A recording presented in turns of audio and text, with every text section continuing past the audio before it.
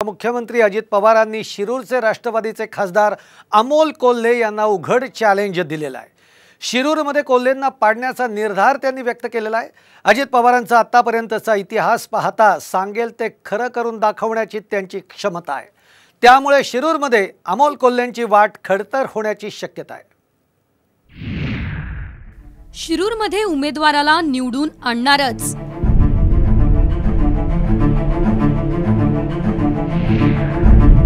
अजितदादांचं Amol कोल्हेंना open challenge.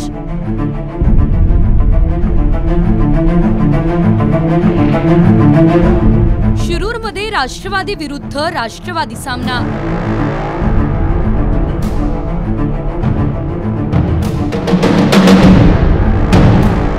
बंडानंतर आक्रमक भूमिका घेत अजितदादांनी बारामती, शिरूर, सातारा आणि रायगड या लोकसभेच्या 4 जागा लढवण्याची घोषणा केली होती। शिरूरमध्ये सध्या राष्ट्रवादीचे खासदार अमोल कोल्हे आहेत। 2024 मध्ये पुन्हा त्यांनाच तिकीट मिळण्याची शक्यता आहे। हे लक्षात घेऊन अजितदादांनी अमोल कोल्हेंना थेट धोबीपछाड देण्याचं आव्हान दिलंय। त्यावर कोल्हेंनी सावध प्रतिक्रिया दिली आहे। संभाजी महाराजांची भूमिका अतिशय उत्तम पद्धतीने त्यांनी बजावलेल्या सगळ्या त्या मालिकेच्या काळात महाराष्ट्रातल्या अनेक आमच्या नागरिकांना, ग्रामस्थांना, महिलांना त्या सिरियल लागायचे त्यावेळेस खिळून ठेवण्याचं काम केलं। हे त्यांचे प्लस पॉइंट आहेतच, पण ते प्लस पॉइंट आहे तू काळजीच करू नको।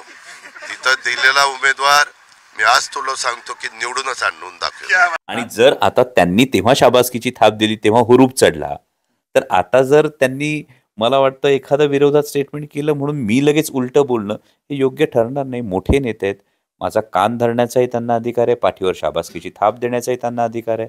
फक्त आता मी बाईटमध्ये जे काही ऐकलं तोच कान त्यांना जर खटकत होती गोष्ट, तर त्याच वेळी कान धरला असतं तर तेव्हा सुधारणा केली असती।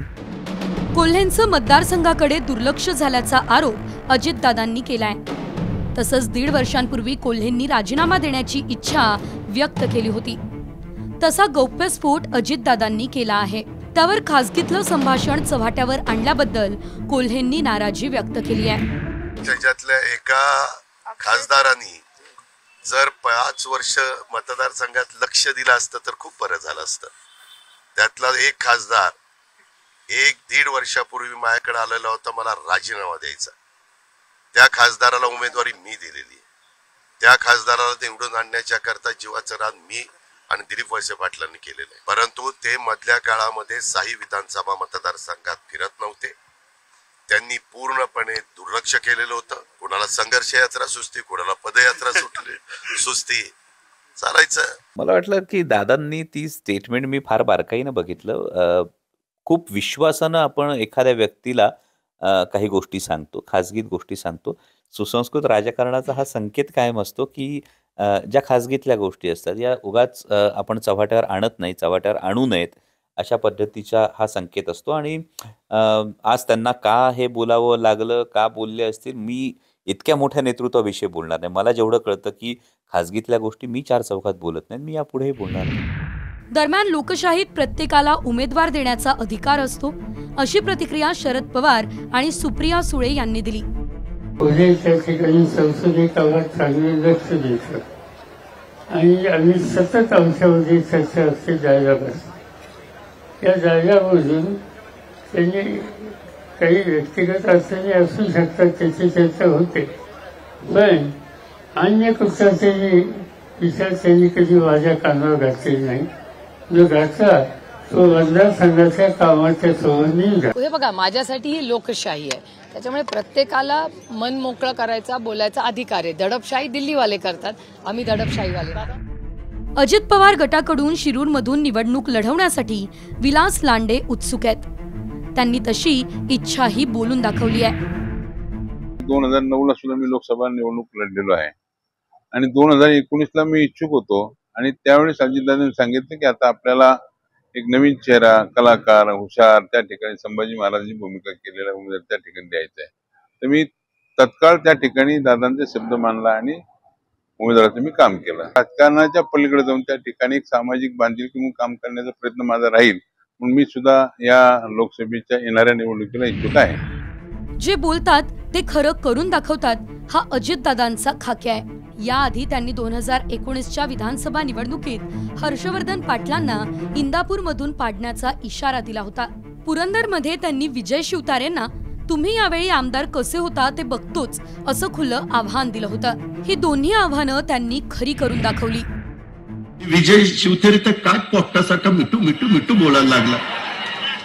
अरे विजय शिवतारे, तुझं बोलणं किती, तुझा आवाका किती, तू बोलतोय कुणाबरोबर, तुला यंदा दाखवतो तू कसा आमदार होतो ते बघतो.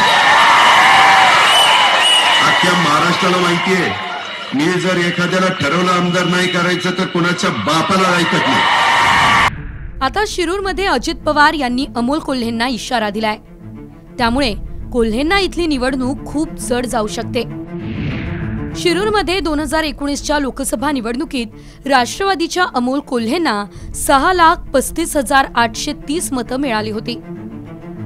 तर शिवसेनेच्या शिवाजीराव आढळराव पाटलांना 5,77,347 मतं मिळाली होती. शिरूर लोकसभा मतदारसंघात राष्ट्रवादी काँग्रेसची ताकद चांगली आहे. या मतदारसंघात विधानसभेचे जुन्नर, आंबेगाव, खेड, आळंदी, शिरूर, हडपसर हे राष्ट्रवादी काँग्रेसचे, तर भोसरी हा भाजपाचा मतदारसंघ आहे. शिरूरमध्ये अजित पवार यांनी आपल्या गटाचा उमेदवार रिंगणात उतरवला तर अमोल कोल्हेंची पंचायत होऊ शकते. त्यामुळे राष्ट्रवादी विरुद्ध राष्ट्रवादी अशा संघर्षात कोण कुणाला पाडणार ते पाहायचंय. ब्युरो रिपोर्ट, साम टीव्ही न्यूज.